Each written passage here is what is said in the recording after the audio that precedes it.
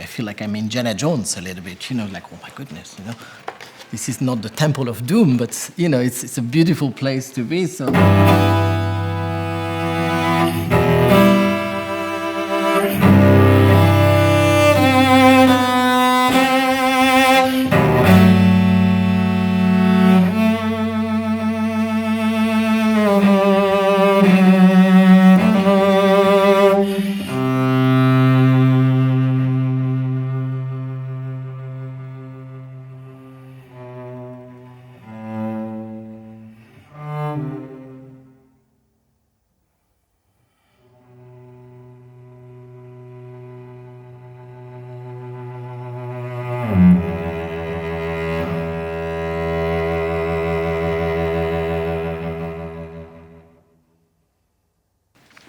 So, hello, my name is David Cohen. I'm the principal cello of the London Symphony Orchestra.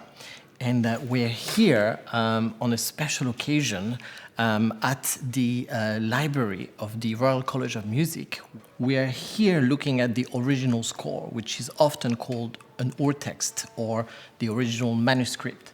A score is basically where the composer wrote all the indications, not just notes, but also articulations, anything to do with tempis, anything to do with dynamics. It's beautiful to look at it because it's in the own handwriting of the composer. And over the decades here, 105 years, the original score has been edited several times. So sometimes things have been evolved and changed.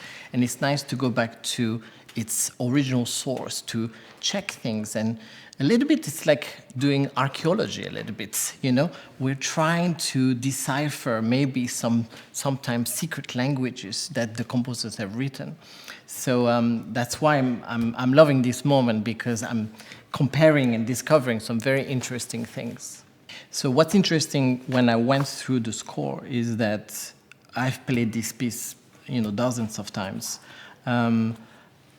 As a soloist, also sitting as a principal cello, also when I teach, students. And one is always,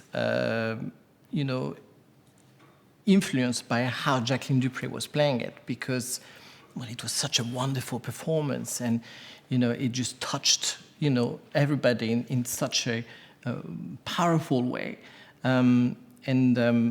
Sometimes it's nice to look at this because you notice that there are certain things that actually are not there. Like, for instance, the very, very first opening line, which is a bit unusual for a concerto, that actually the soloist starts the piece. And there's a moment where the cellist, the soloist finishes the first line from a low B natural going to the E natural. And it's very famous that Jacqueline du Pré did a wonderful glisse going from the B all the way to the E with a wonderful sonorous sound. And everybody since then has been doing this. But actually, no, Elgar doesn't want that. He actually clearly writes it, that he wants it to go across the strings. Therefore, there would not be any glisse.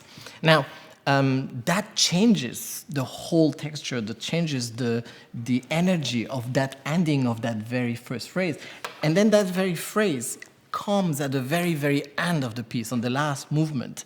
And I was just checking to make sure that he was consistent with this. And he is. He's absolutely consistent. He doesn't write anything about a glisse. He doesn't want a glisse. He wants it just across the string. So this is just one of the little things that I noticed. There were several other things, like different notes, some different rhythms, also different markings of tempis, which also, can greatly accentuate and differentiate how you're going to actually perform it.